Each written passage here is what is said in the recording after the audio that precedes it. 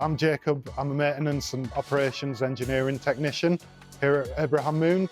The first day that I came here, it was like stepping into a secret world and realizing, wow, that's going to go, to Milan, or that's going to go over to Japan.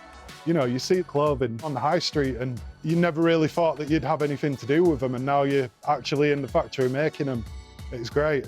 I'm basically looking after the veins of the building, making sure that the mill's running. A lot of times you're stripping down motors, refurbishing rollers. We've been changing the cogs and the gears, matching everything up to modern standards.